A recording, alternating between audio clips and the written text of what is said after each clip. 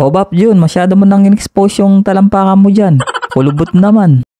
Hello mga kabaps, for today's video pala nagpabudol na naman tayo. Ganito pala pag tumatanda na, hindi na mga gadget or damit ang binibili online, kundi mga herbal or mga gamot para sa sakit ng katawan. Senyalis na talaga na papunta na tayo sa pagka-senior citizen.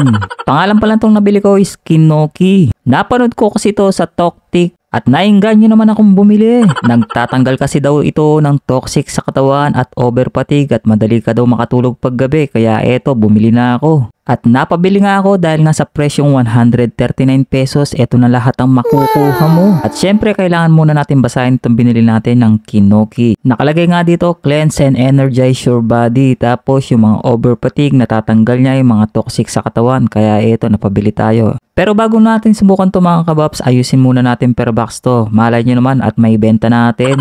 Ewan ko nga ba ba't nagpabudol pa ako sa Kinoki na to. Sana hindi ito scam at sana legit na legit to. Ito naman yung mga sangkap ng Kinoki natin. Ayan sila, basahin nyo na lang. Kayo na magbasa, baka mali pa yung basa ko dyan pagtawanan nyo pa ako. Nakita ko kasi sa video, ilalagay mo lang yung pads dito sa ilalim ng yung paa, tapos mangingitim na to. Ibig sabihin daw, yun yung toxic na tanggal sa katawan mo. Ito naman yung laman ng ilalagay sa paa mo, yung mga pads, tapos ito yung parang tea bag na nakalagay dito. Kaya ito mga kababs, susubukan na natin tong parang tea bag na to. Ayan ang laman niya. Pag binuksan mo yung mga kababs, bali 2 piraso yan, magkabila po yan. Sa right and sa left ang ilalagay natin. Ayan sila. Mamaya i-review natin kung ano yung laman nitong nasa tea bag na to. Ito naman yung pads niya. Dito natin ididikit yung parang tea bag. Tapos ididikit natin sa ating mga ilalim ng ating talampakan. Ang tamang paglalagay daw nito, yung may pangalan sa ating tea bag, yun ang ididikit natin sa ating pad. Madali lang naman ang instruction nito. Nakalagay naman dito sa ating tea bag yung please put adhesive sheet on this side. Ayan. Kailangan nating idikit yan sa mismong pad. Taksya po. Pakayos-ayos na pambap dyan. Itapal na yaking mabulok ng talampakan. At syempre mga kababs, bago nyo ilagay sa inyong paa or talampakan, kailangan malinis muna to at nahugasan mabuti. Baka naman mamauya pang dagis. Pinekatse. Halimo toxic yung mayakwakin. At yan nga yung tamang pagdikit ng pad sa ating talampakan. Yung medyo nasa gitna siya mga kababs. Ayan ang pagdikit ng ating pad sa ating talampakan. O Bap Jun, masyado mo nang in-expose yung talampakan mo dyan.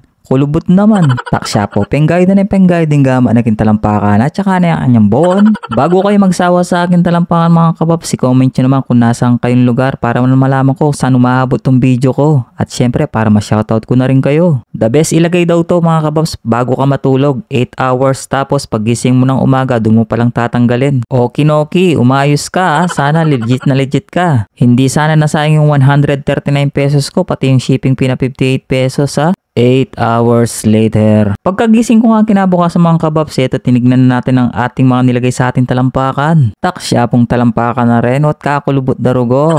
Paputs pa nakarugo Bap Jun. Kulang kaputs pa. Unang tinanggal ko nga yung sa side ng kaliwa nating paa mga kababs. Ayan, madikit na madikit siya oh. Ayan kung makikita nyo kung ano yung laman o resulta ng ating pagdidikit dito. At ito nga yung lumabas sa tawas natin mga kababs. Yan daw yung toxic sa ating katawan na nakuha ng ating parang tea bag na nilagay sa ating ilalim ng ating talampakan no. Panoorin nyo ito mga kababs hanggang dulo dahil i-review ko to kung ano nga ba yung nangyari, bakit ganitong klase yung nakita natin sa ilalim ng ating talampakan. At syempre sasabihin din natin kung ano nga ba yung naramdaman natin habang nakadikit itong ating pad sa ilalim ng ating talampakan bago tayo magising. So ayan na nga guys yung mga toxic na nasa ating katawan daw at natanggal. Kaya tara, reviewin na natin.